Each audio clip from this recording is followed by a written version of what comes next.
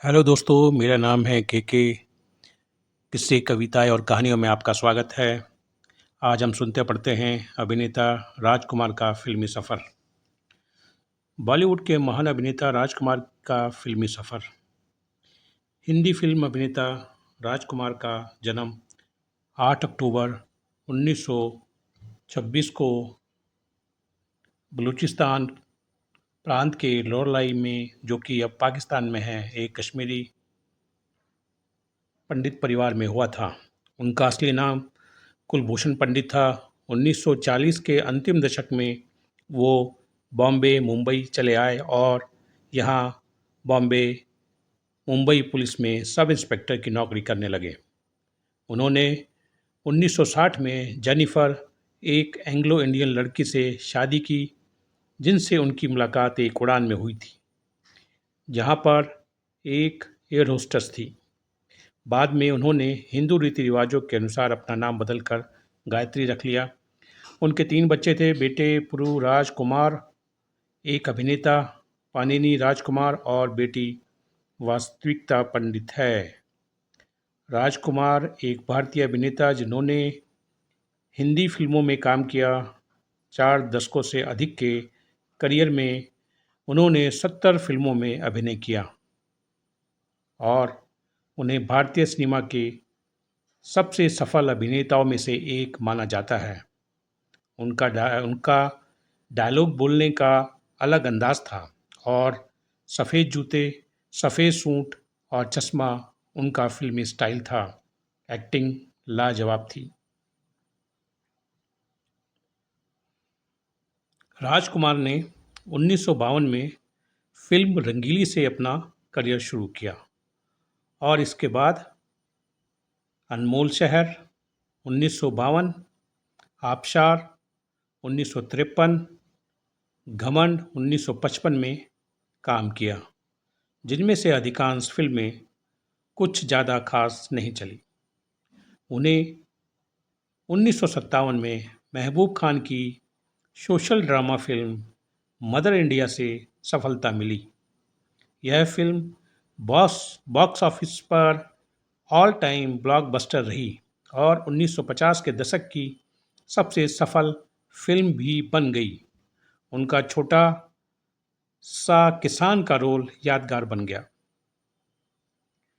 Mother India की बड़ी सफलता के बाद 1959 में एस वासन की मिल मालिक और मजदूर पर बनी फिल्म पैगाम के साथ एक और ब्लॉकबस्टर हुई, जिसमें दिलीप कुमार और वैजयंती माला मुख्य भूमिका में थे। फिल्म का एक गाना, इंसान का इंसान से हो भाईचारा, यही है धर्म हमारा, खूब रेडियो पर बजा। उन्हें सर्वश्रेष्ठ सहायक अभिनेता श्रेणी के लिए फिल्म फेयर पुरस्कार में नामांकन भी मिला। राजकुमार के लिए 1960 और 1959 के वर्ष सफलता के वर्ष थे। 1960 की फिल्म दिल अपना और प्रीत प्राई किशोर साहू की रोमांटिक ड्रामा बॉक्स ऑफिस पर सुपरहिट हुई और फिल्म के सभी गाने खूब मशहूर हुए।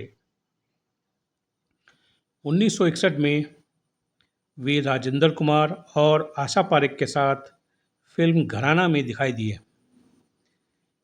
यह तेलुगु फिल्म शांति निवासम की रीमेक थी और बॉक्स ऑफिस पर यह भी सुपरहिट रही।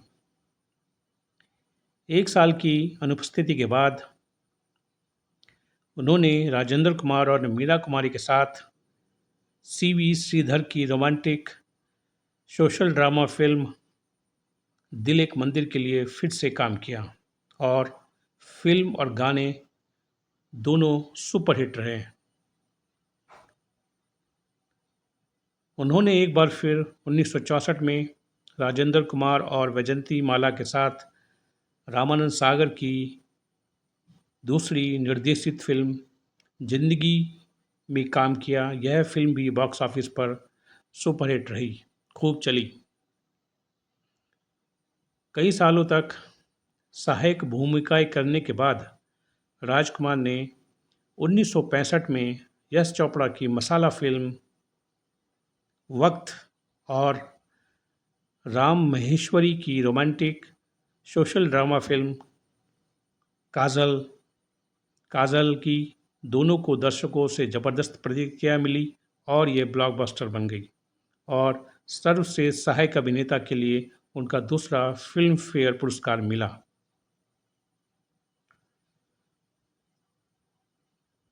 राजकुमार की वर्ष की अन्य उल्लेखनीय रिलीज फनी मजूमदार की ड्रामा फिल्म ऊंचे लोग ऊंचे लोग थी, जिसमें अशोक कुमार और फिरोज खान सह कलाकार थे। 1966 में उनकी कोई फिल्म रिलीज नहीं हुई। उसके बाद उन्होंने सस्पेंस थ्रिलर हमराज के लिए वक्त के निर्माताओं के साथ फिर से काम किया। यह फिल्म एक बड़ी बिजनेस व्यावसायिक सुपरहिट साबित हुई और हिंदी में सर्वश्रेष्ठ फीचर फिल्म का राष्ट्रीय पुरस्कार भी जीता। उन्होंने multi starrer social drama Nai Roshni के लिए सीवी श्रीधर दिलेक मंदिर के निर्देशक के साथ फिर से दोबारा काम किया। उन्होंने दशक का समापन दो बड़ी फिल्मों मेरे हजूर और नीलकमल के साथ किया। नीलकमल और मेरे हजूर दोनों फिल्में सुपरहिट रही। 1970 1979 लगातार सफलता और कैरियर में गिरावट दोनों ही उनके कैरियर में आए। 1970 में उनकी एकमात्र रिलीज चेतन आनंद की रोमांटिक संगीतमय फिल्म ही रांझा थी, जिसमें प्रिया राजवंश एक्ट्रेस थी और यह बॉक्स ऑफिस पर सुपरहिट रही। ही रांझा की सफलता के बाद 1971 में लाल पत्थर और मर्यादा आई, जबकि लाल पत्थर, जिसमें उन्होंने हेमा मालिनी के साथ जोड़ी बनाई, लेकिन जोड़ी ज़्यादा नहीं चली, फिल्म भी ज़्यादा नहीं चली।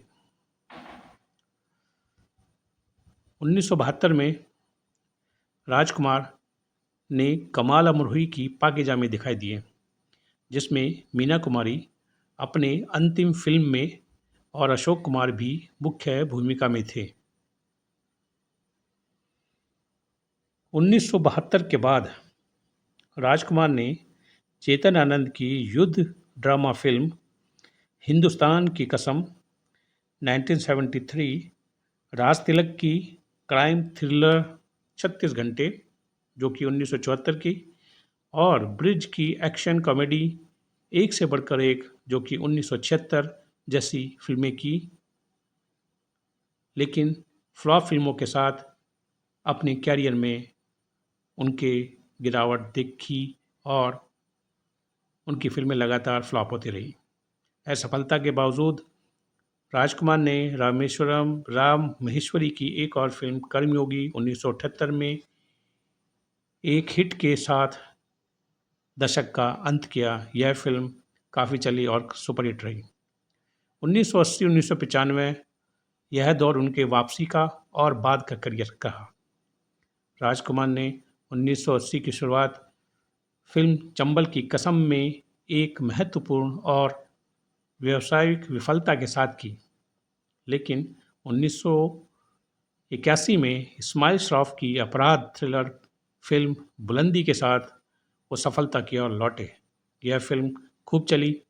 उसी वर्ष वह चेतन आनंद की पुनर्जन्म नाटक फिल्म कुदरत में राजेश खन्ना, विनोद खन्ना, हेमा मालिनी और प्रिया राजवंश के साथ भी दिखाई दिए, लेकिन यह फिल्म बॉक्स ऑफिस पर फ्लॉप रही और ज़्यादा नहीं चली।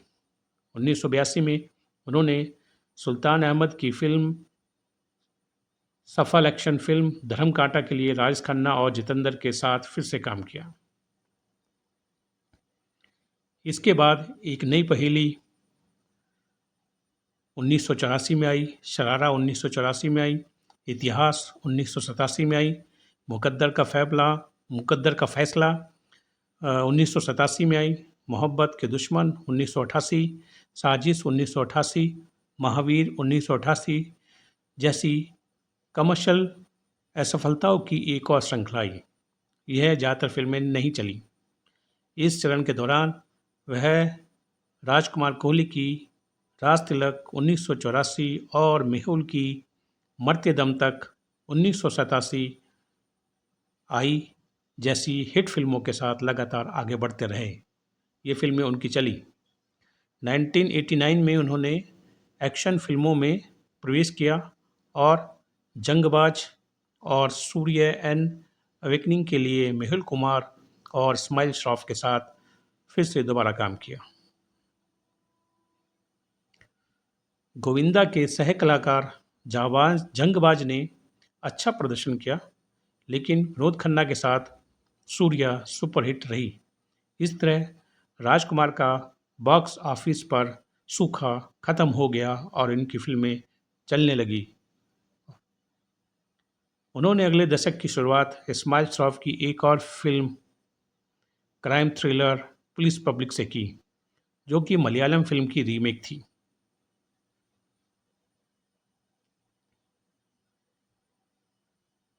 उन्नीस में राजकुमार सुभाष घई की एक्शन ड्रामा फिल्म सौदागर के लिए 32 साल के बाद अपने पैगाम सह कलाकार मिस्टर दिलीप कुमार के साथ फिर से जुड़े और दोनों ने एक साथ फिल्में की और सुपरहिट रही।